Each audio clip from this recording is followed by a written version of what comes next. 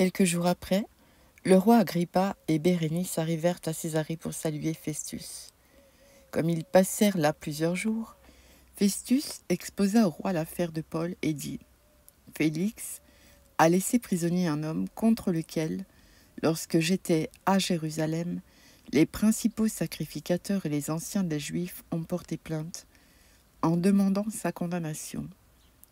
Je leur ai répondu que ce n'est pas la coutume des Romains de livrer un homme avant que l'inculpé ait été mis en présence de ses accusateurs, et qu'il ait eu la faculté de se défendre sur les choses dont on l'accuse.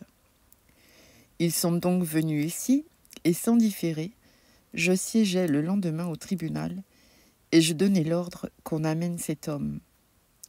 Les accusateurs, s'étant présentés, ne lui imputèrent rien de ce que je supposais.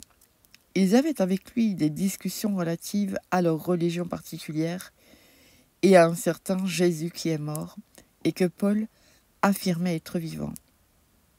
Ne sachant quel parti prendre dans ce débat, je lui demandai s'il voulait aller à Jérusalem et y être jugé sur ces choses.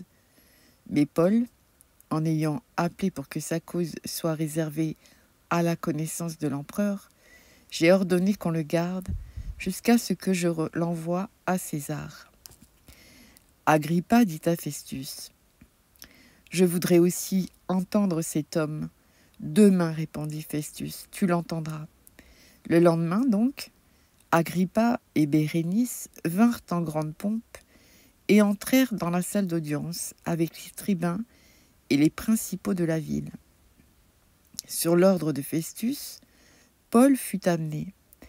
Alors Festus dit : « Roi Agrippa et vous tous qui êtes présents avec nous, vous voyez cet homme au sujet duquel toute la multitude des Juifs s'est adressée à moi, soit à Jérusalem, soit ici, en s'écriant qu'il ne devait plus vivre.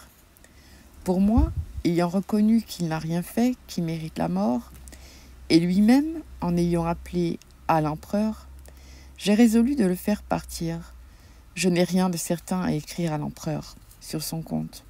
C'est pourquoi je l'ai fait paraître devant vous, et surtout devant toi, roi Agrippa, afin de savoir qu'écrire après qu'il aura été examiné, car il me semble absurde d'envoyer un prisonnier sans indiquer de quoi on l'accuse.